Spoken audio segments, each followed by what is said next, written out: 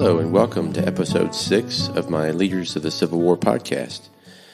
In this episode, we're going to talk about George Armstrong Custer. Now, Custer, known to his friends as Armstrong, was a United States Army officer and cavalry commander in the American Civil War and in the American Indian Wars.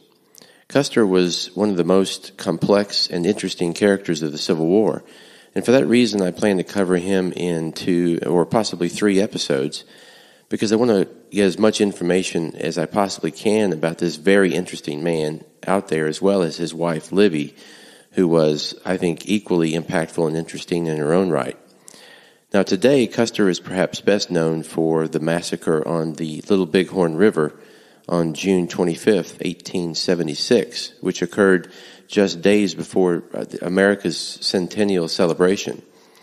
During the Civil War, however, Custer was a household name throughout the United States, starting in 1863 due to his leadership and heroics on the battlefield as a cavalry commander in the Army of the Potomac. From Terrible Swift Sword by Joseph Whelan is the following.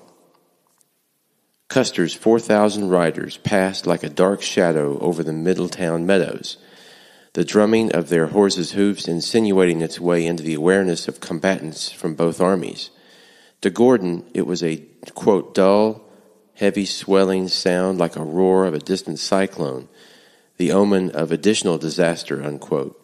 Cavalry and infantry together struck the left side of Early's army with tremendous force. With shocking suddenness, the Confederate army crumbled and then broke. By the time Gordon reached his core, it was too late. The Yankees were rolling up his flank, quote, like a scroll, regiment after regiment, brigade after brigade, in rapid succession, was crushed and, like hard clots of clay under a pelting rain, the superb commands crumbled to pieces, unquote. Gordon wrote. Gordon attempted to make a stand on the Valley Pike, but Custer's cavalry overwhelmed his men. And then the last of Early's regiments broke and fled in panic into the twilight. This was the Battle of Cedar Creek, where Generals Phil Sheridan and George Armstrong Custer completely destroyed Jubal Early's Confederate army once and for all in the Shenandoah Valley on October the 19th of 1864.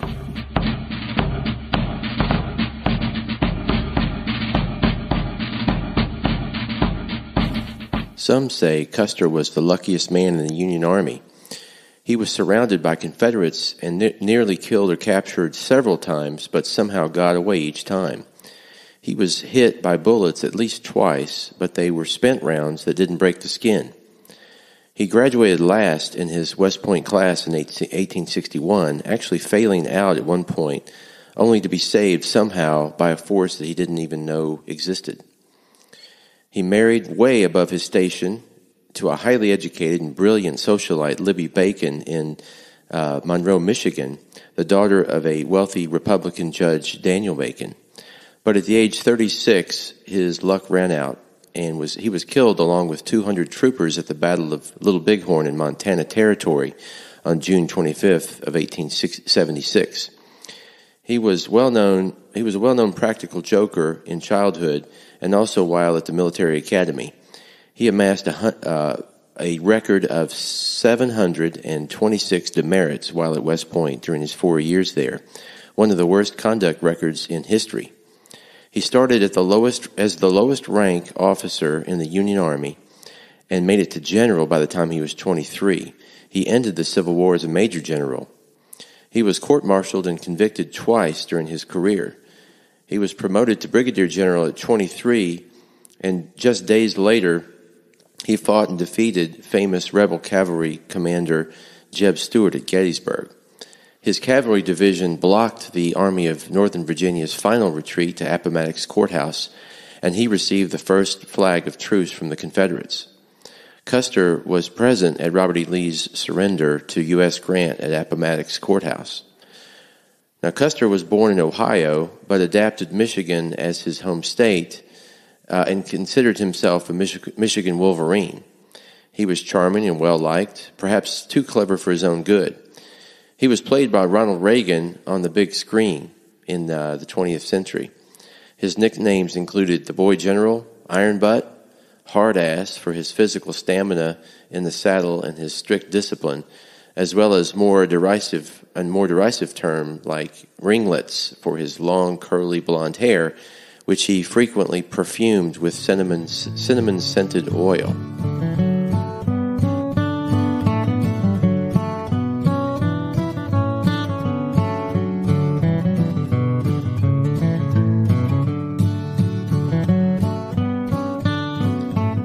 Okay, let's talk about Custer's early life.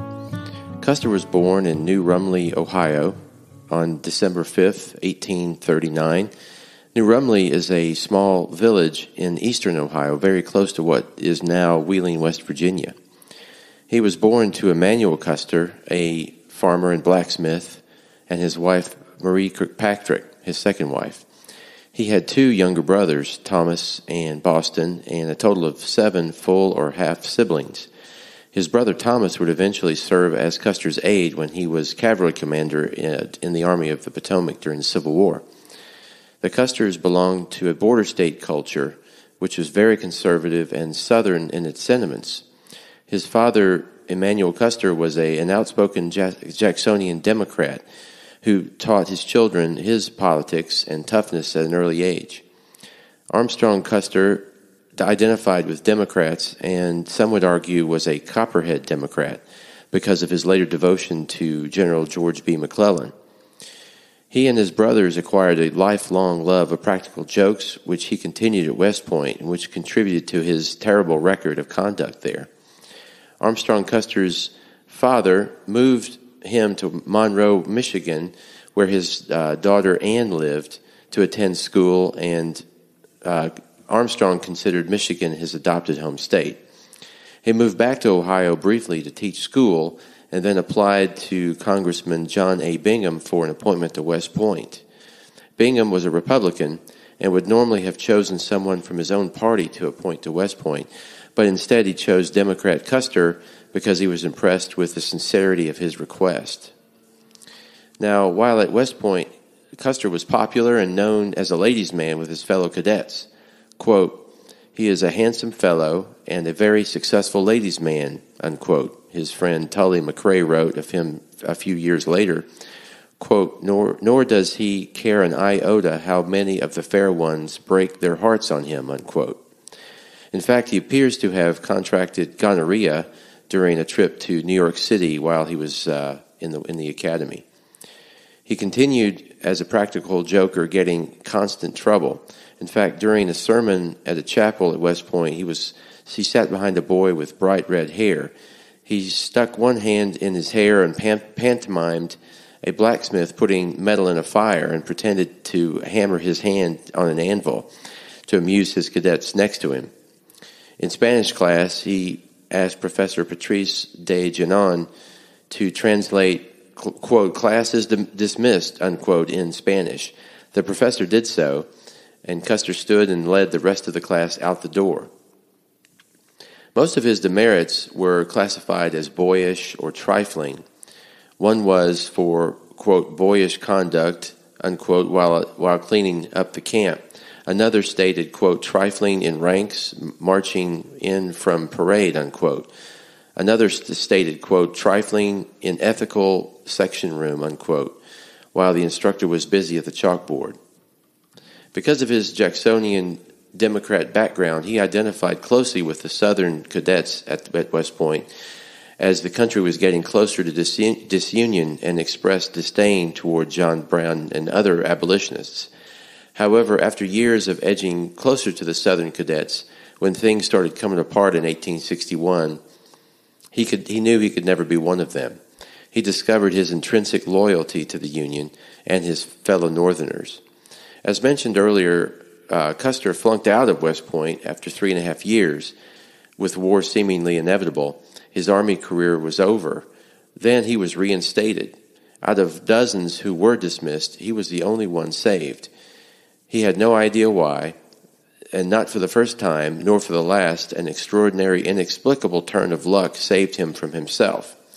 However, upon graduation, he found himself under court-martial for not stopping a fight amongst his fellow cadets. It was a minor infraction. However, after accumulating 726 demerits in his 4 years at the academy, this was the last straw. From Custer's Trials by T.J. Stiles is the following. His academy class had graduated a year ahead of schedule. His friends had all rushed off to Washington, D.C. and Virginia, where they trained troops or joined regiments for the imminent battle. But he remained detained, facing the consequences not merely of one misdeed, but of 4 years of transgressions. The court found him guilty, but sentenced him to nothing. His only penalty was, quote, to be reprimanded in orders, unquote. They let him go with a slap on the wrist. Again from Custer's Trials.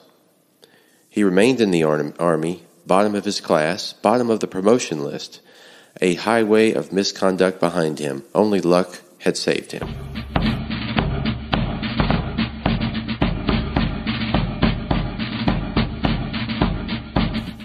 Now, Custer was 5 feet 11 inches tall, very lean and sinewy. A splendid horseman, he wore a brimmed slouch hat that was popular among Southern officers, and he believed this hat actually saved him from capture at least once. He had long, blonde, curly hair that flowed when his hat came off, which it often did during cavalry charges. Now, at the start of the Civil War, Custer started out as the most junior officer in the Army of the United States, having graduated at the bottom of his class. So when he got to Washington after his court-martial proceedings, he was surprised to be asked if he wanted to be presented to the General-in-Chief, Winfield Scott. And of course, he answered joyfully. When introduced to General Scott, he was told, quote, go and provide yourself with a horse if possible, and call here at 7 o'clock this evening. I desire to send some dispatches to General McDowell, unquote. Again, from Custer's Trials. In many ways, Custer was living an adventure story. Luck rescued him from his drab existence in rural Ohio. Luck saved him from expulsion from West Point. And luck preserved him at the court-martial. Instead of punishment, he met the nation's commanding general, found a horse against all odds, delivered urgent dispatches to the army in the field, and rode toward battle. But there the adventure ended. He played only a small role in First Bull Run, and after the retreat, he fell ill and went back home to Ohio to recuperate, visiting his sister in Michigan as well. He returned just in time to embark with the Army of the Potomac on the Peninsula Campaign. Now, during the Peninsula Campaign, Custer served as a topographical engineer, which means he was scouting on horseback out ahead of the Army front lines, and he was also scouting from an observation balloon. In fact, he was one of the first wartime aerial observers in American history. He was also allowed to lead the occasional cavalry raid and performed well in the Battle of Williamsburg under Hancock. Then Custer was allowed to lead an attack with 4 companies of 4th Michigan Infantry across the Chickahominy River above New Bridge. This attack was successful, resulting in the capture of 50 Confederate soldiers and seizing of the very first Confederate battle flag of the war. Now, George B. McClellan was commanding general of the Army of the Potomac at this point, and he observed Custer in the fight. He was so impressed, he appointed Custer to his staff on June of 1862. He was promoted to captain at that point, but then back to first lieutenant in July. Like most other men in the Army of the Potomac, Custer was in awe of General McClellan.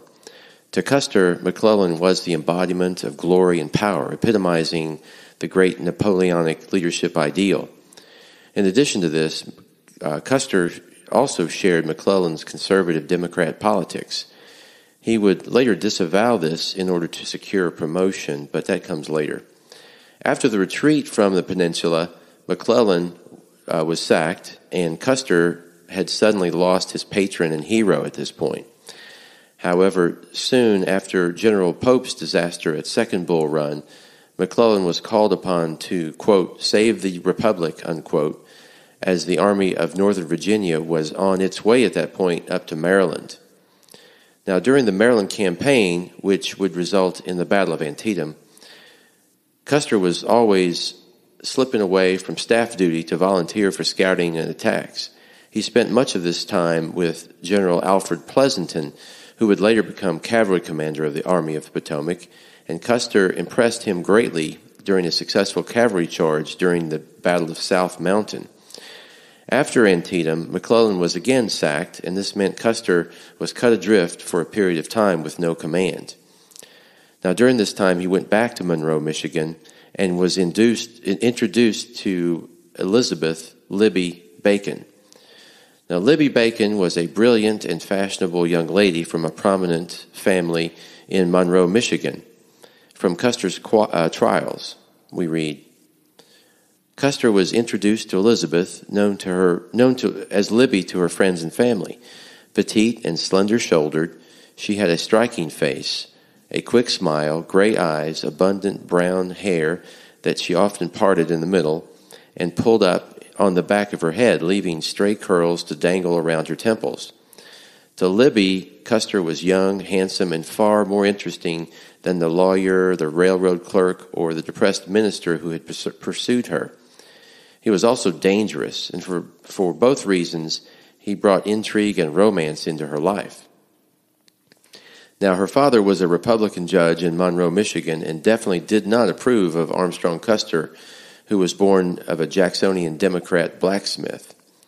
He would court Libby as well as her best friend, Fanny Fifield, playing each one against the other until finally winning Libby's heart and her father's approval after he was promoted to Brigadier Gen'l about 13 months later.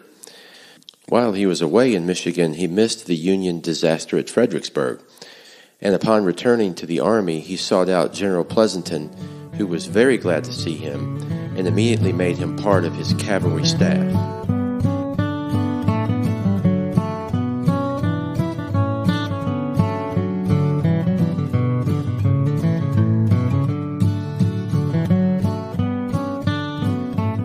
Now, the Battle of Brandy Station, which occurred just before Gettysburg, was the largest cavalry battle of the war. Although not a decisive battle, it was the first time the Union cavalry had demonstrated the kind of fighting spirit, toughness, and elan needed to finally take on the Confederate cavalry. Now, during this Battle of Brandy Station, Custer was praised for, quote, gallantry throughout the fight, unquote, and he was sent to Hooker's headquarters with a captured Confederate battle flag. Now, just after Brandy Station, Robert E. Lee began to make his way to Pennsylvania, but the Federals had no idea what he was doing because the rebels' cavalry screen was just as excellent, as good as it always was. And to break this rebel screen, the Federal cavalry attacked them at the village of Aldie, Virginia. Custer again was given responsibility for a regiment of cavalry, and he was able to finally break the rebel screen in close-in combat charging. Frederick Whitaker, a Union trooper who took part in this, wrote, "It was, quote, the fiercest pleasure of life. Horse and rider are drunk with excitement, feeling and seeing nothing but the cloud of dust, the scattered flying figures, conscious only of one mad desire, to reach them, to smite, smite, smite," unquote. Again, from Custer's trials.